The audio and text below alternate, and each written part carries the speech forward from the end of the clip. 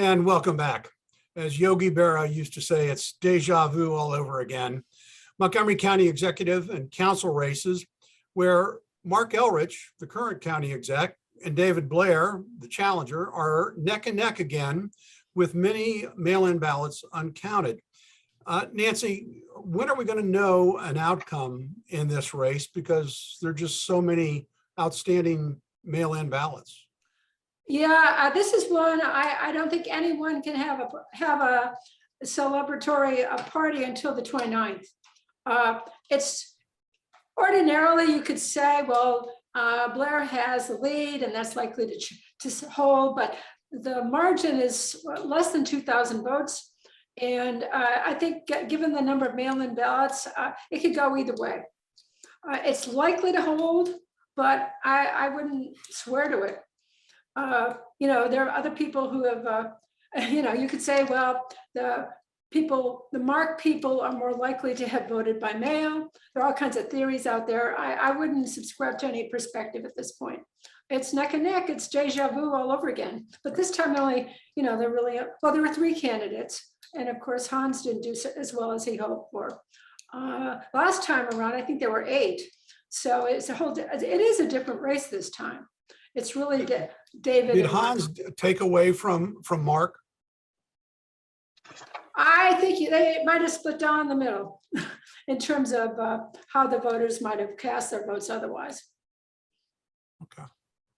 So, Mark, your candidate in the Republican primary, Reardon Sullivan, successfully won. Actually, there are 2 candidates, and so Reardon won. He's a very impressive guy, but he's got a tall order to win countywide. He does as a challenge, and actually in the last week he was apparently required under the Board of Election rules to step aside as Montgomery County Republican chairman. So he gave up that position in order to run for county executive. As you say, it's an uphill battle for him. So we've got 2 empty, brand new, spanking new councilmanic districts that were created by the charter amendment 2 years ago, number 6 and number 7. And in number 6, former vice chairman of the Montgomery County Planning Commission, you're going to have to help me, Natalie Fani Gonzalez. Mm-hmm. Is she leading the race? Yeah. Oh, yeah. The good news about the council race is that, at least from my perspective, we're going to have 6 women on the council. We've never had that many women on the council at all. They're going to form a majority of the new number. Women have, looks like we're going to have Lori-Ann Sales as a member of the at-large team. That's where I used to be. We're going to have a woman, Marilyn Balcom, in District 2. Kate Stewart in District 4, Kristen Mink in District 6, 5, Natalie in District 6, and Dawn Lutke in District 7. So it's going to be an interesting situation. Fun games of dice were rolled here, and the players lost. Tom Hucker lost.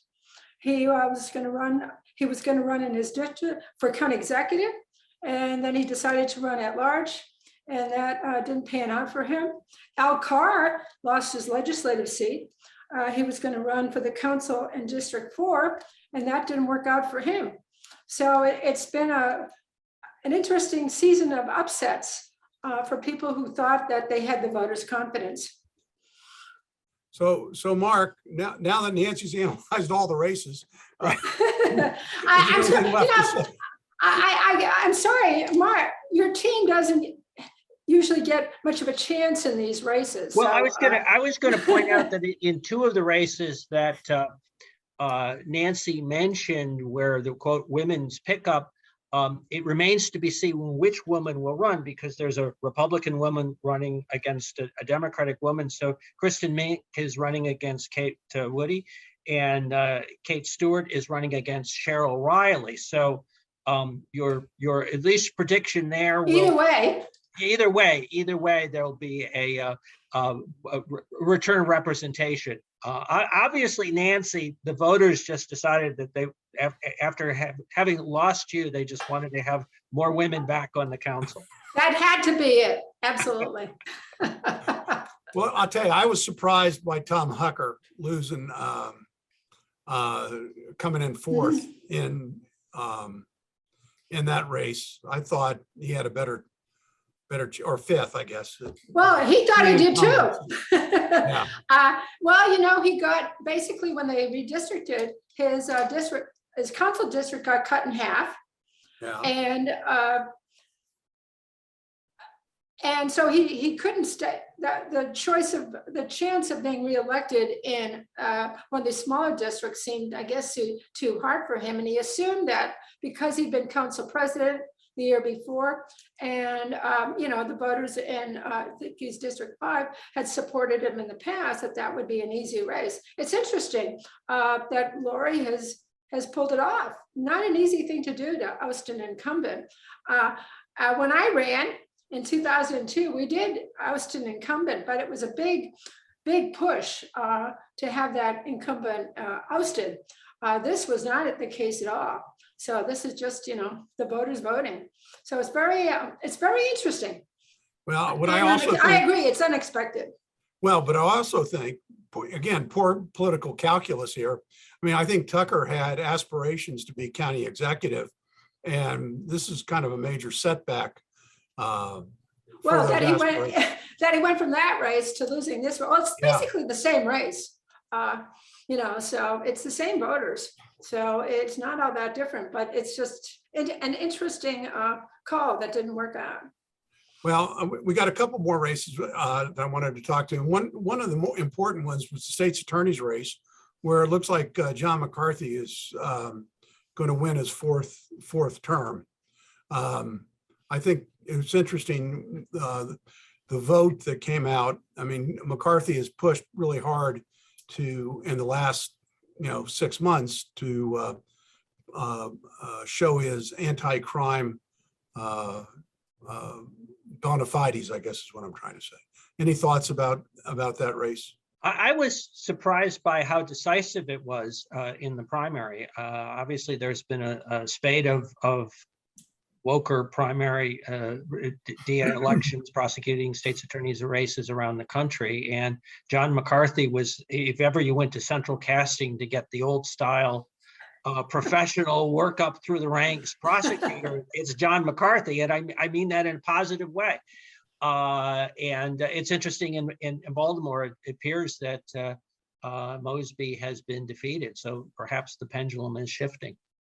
Well, she had some baggage there, baby. I mean, it wasn't just she was unpopular. She had lots of baggage. Before I ask this next question, I want to do a shout out to our own Nancy Floreen, who served on election day as an election judge at my voting precinct in Potomac. I think that's such an admirable thing for you to have done, Nancy. I want to give you a lot of praise for that and kudos, because we all need to know how important the integrity of the elections is. No more so than what I'm going to bring up right now, which is, was there anything surprising about this election? No. Baltimore unsurprisingly saw a delay in producing results because 12 flash drives were missing from the districts. This reminds me of the Glendenning Sauerbrey race in '94, where they were opening up the back door of the machines. What's going on here? Well, that wasn't here. It looks like they were just misfiled somewhere in Baltimore. They were returned.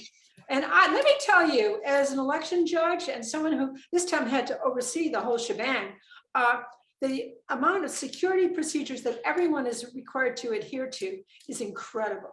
No one should doubt the chain of custody issues that anyone working in the polls has to adhere to through the polls. So, there was a little glitch somewhere, but they weren't lost. They were just misplaced. Are you saying the Baltimore flash drives? I think they were lost in somebody's trunk, just like those ballot boxes. Whatever. They believe they were put in the wrong filing cabinet. Mark, I'm not going to give you a comment because we got to wrap it up. Stay tuned for party shots when we come back from the short break.